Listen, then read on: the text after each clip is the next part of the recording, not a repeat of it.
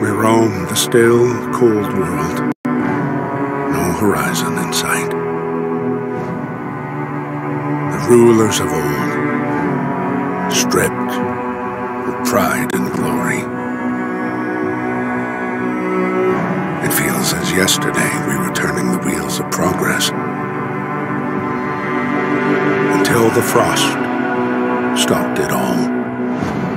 Suddenly, without a warning. When tides had changed, they changed for all of us, no matter wealth or class. We've lost our world to snow, and with it, our last traces of humanity.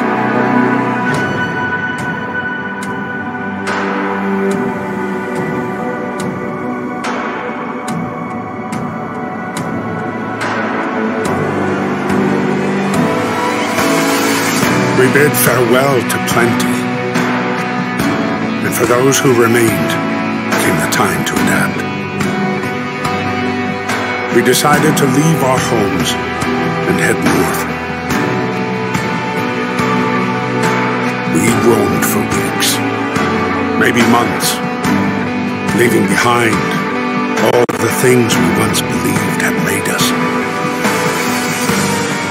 It was hope that pushed us forward. Slowly, step by step, we knew the cost of our journey, and we paid the price 100 times. Finally, the time has come to build the last city on Earth.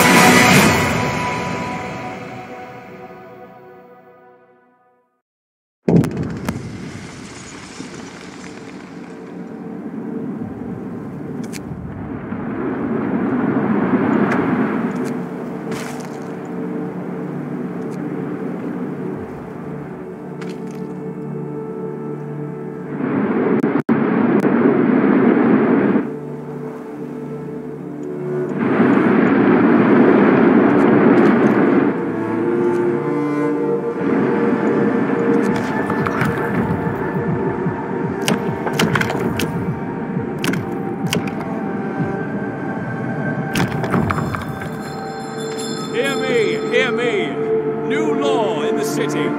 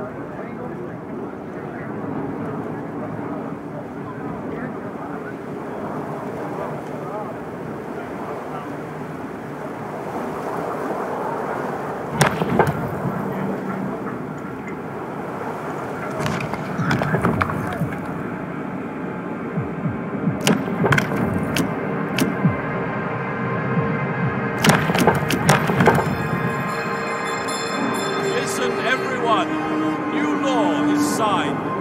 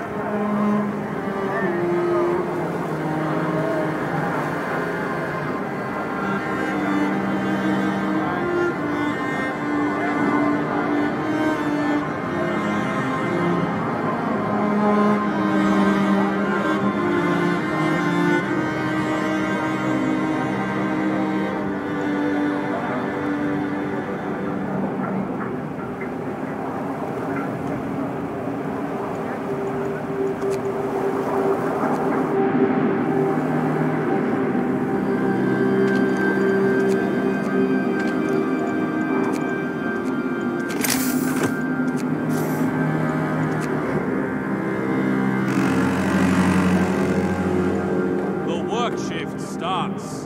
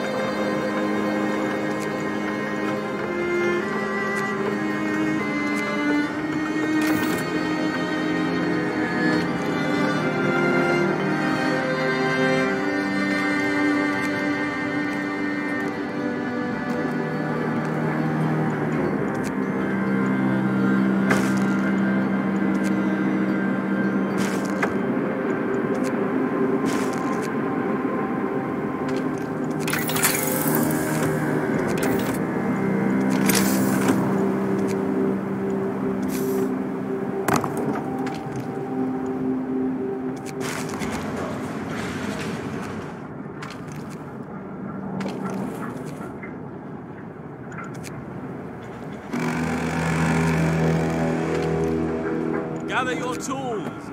The shift is ending.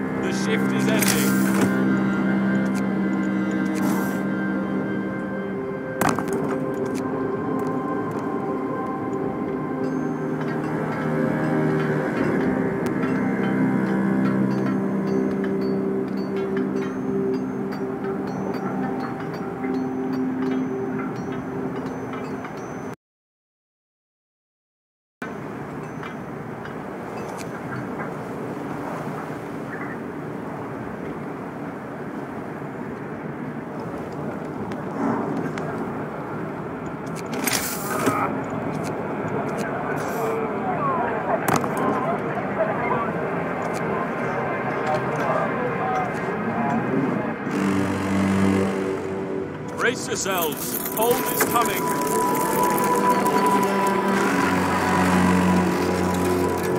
Move! Time to get to work.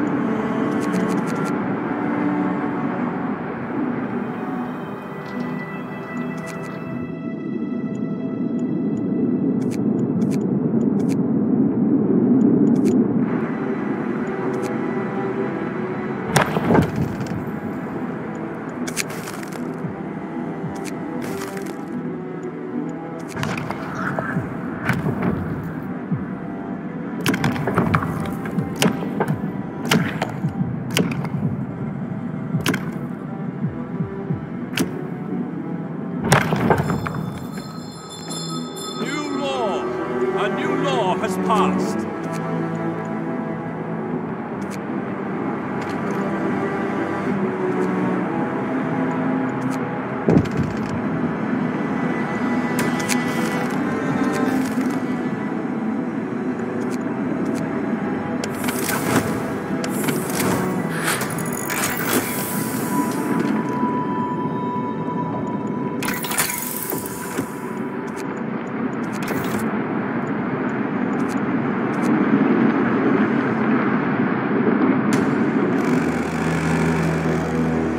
Night is coming. Put down on your tools.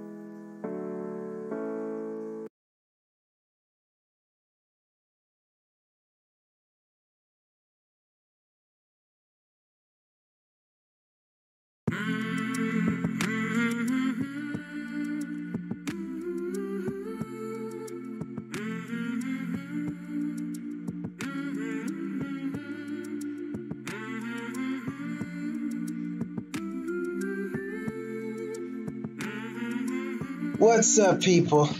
I'm just here for a small time. I'm not gonna be here too long. Just doing a short backdrop from me about, Frostpunk and some other things that's on my mind at the current moment, if you get what I'm saying. So, I'm gonna be talking a little bit about the lore today and some other ideas that I got in my head right now.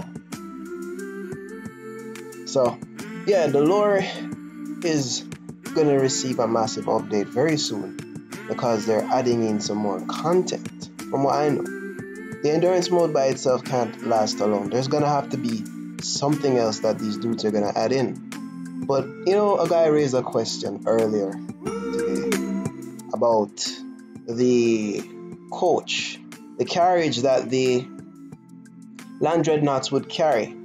And I'm going to answer that quickly because I'm going to run off in a little bit because I got to get to university soon. But I'm just going to answer that question. We know that the land dreadnoughts are actually trains without tracks. These machines are capable of transporting coal, humans, generators, steam lorries that you saw in the Winterhome carrying the people from the city of Winterhome to the land dreadnought. They're also capable of carrying pre-built buildings. So there could be buildings that are already constructed and then they're placed within the Frostland, like a small research or the dome for the observatory, and the land dreadnought would be able to haul that across the ice. The thing is that it depends on the thickness of the ice. So if the area in which the land dreadnought is going through is not thick enough, then there's no way that it will be able to actually support the dreadnought and its carriage. Hence why you see in the Winterhome scenario that the ice bridge collapsed when it was trying to carry the coach across it. And also we know that there are multiple land dreadnoughts operating within the area of Winterhome, Testa City, and New London. All these land dreadnoughts were used to either carry people, resources, and other essential materials that are yet to be exposed to the community and players based on how the devs decide to go about organizing of their content. This is just a free, quick session of, Frostpunk lore and, Frostpunk Radio. I'm not live on the Discord right now. I'm only on YouTube right now. So, with the land dreadnoughts being able to carry so much resources and all that, they were also not necessarily built to carry people. For them to actually carry about 500 people, you need 5,000 resources as it relates to, there's a truck passing by me, coal, food, steam cores, and steel itself. So in order for land dreadnoughts to actually carry large amounts of people, they have to be retrofitted. But in other words, they're basically a headpiece of a larger locomotive engine that is supposed to carry lots of resources across the Frostland. If you get what I'm saying. So that's it. That's all land dreadnoughts are used for. They're large transportation vehicles that are used to carry resources from populated areas to generator sites. And then after, they can be broken down and used to create generator towers, if possible, or they can also be used as another means of transporting resources to other areas or as an exploration vehicle. But it all depends on how the devs have decided to take the content and how they're going to push it. Well, this is the local lore librarian, and I'll be gone for a while, and I'll be back later on today, and I'll be doing a full recap of the entire lore from New London to Winterhome, the Arks, and the refugees. So stay tuned. Hey, what's up, Shadow Knight? I'm just doing a quick run through of the lore, but I'm going to do a short one right now. Frostpunk in like probably 5 minutes. So it's a city survival game, and what actually happened is that there was a apocalyptic setting where the entire world went into a deep freeze. Nobody actually knew what really caused it, and a lot of people were trying to actually find out what were the real reasons for the deep freeze. And when they decided to try and do that, it was a little bit too late, and then everything went into chaos. They built the generator towers, and when we actually pick up as the player, we actually meet the final team leaving from London, as London is engulfed by an ice, or I would say a snow blizzard, covering the entire settlement in ice, which means that London does not exist anymore. There's no London, there's no Manchester, there's nothing. The entire world is basically gone at this point. Now after that, the last land dreadnought is what you see in the Make a New Home scenario. The cutscene, that is the last land dreadnought leaving the city. When that last land dreadnought, I know, right? Yeah, thanks, man. When that land dreadnought leaves the city of London itself, there is no more people within that city. The people you see struggling while the land dreadnought is leaving are those people knowing that they're going to die trying to get on, and at the same time you have the police, the remnants of society, trying to keep order. After that, it's over, and you reach generator site, you start building a city, and then you encounter other cities that were there but never made it. Winterhome suffered a tragic fate. The Arks were successful in their mission. The refugees were capable of actually resolving the issues, and that's basically it so far. That's all we know so far. But tonight I'm going to be covering one of the greatest heroes in Frostpunk again. I'm going to be looking at Nansen the Great, and then I'll be looking at Etienne Lenoir, and then I'll be looking at Charles Babbage and Ada Lovelace. This is the local lore librarian. Thanks for watching, guys. Shout out to Shadow Knight 15. How you doing, man? And I'll see you guys in the next one. You can ask me questions on Discord. I'll be on Discord right now. This is the local lore librarian signing off.